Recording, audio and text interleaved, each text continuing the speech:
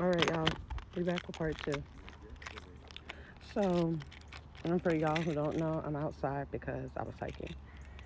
So, um, just to catch everybody up who did not watch part one, um, I had did like an hello, how are you?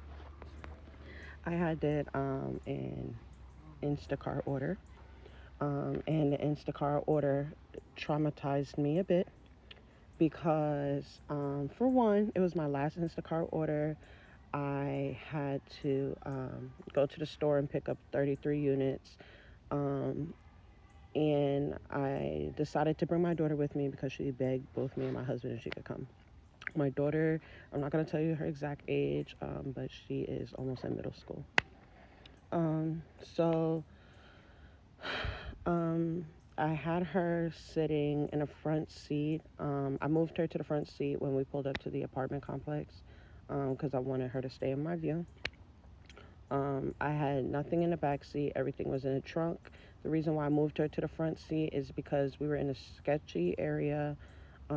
It did look like low income apartment housing. A lot of the numbers were knocked off the apartment, so I didn't even know what building was which. When I mean like the numbers were like broken in half, it was really bad.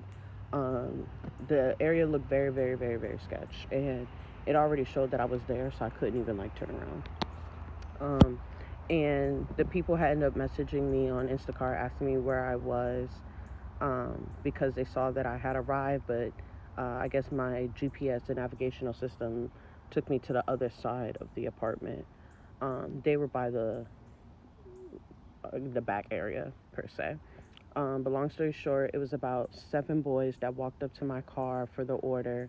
One in which said that he saw me pull in and that he didn't want to walk up to my car because he didn't want to scare me.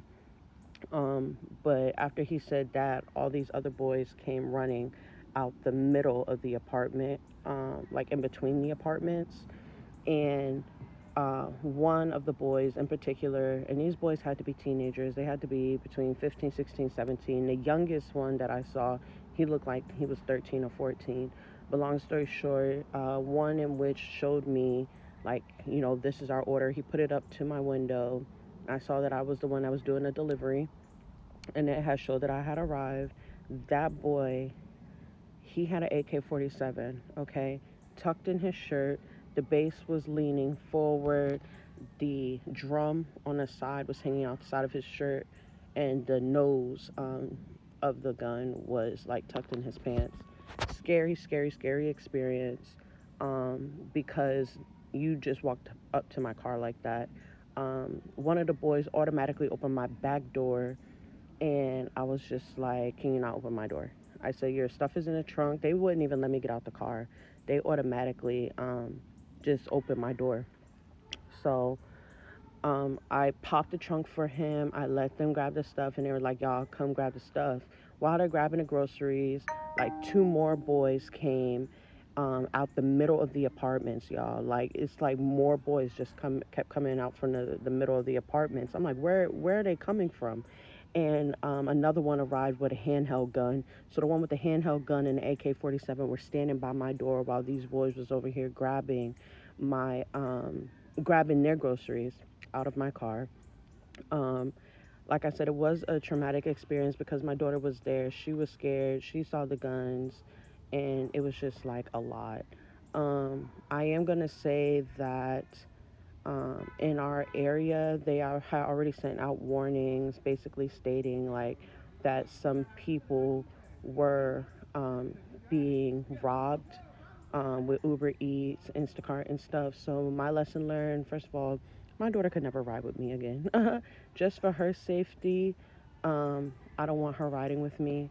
And then two, um, I feel just as if like I don't ever want to Instacart at night again because it was kind of dark. The sun was setting.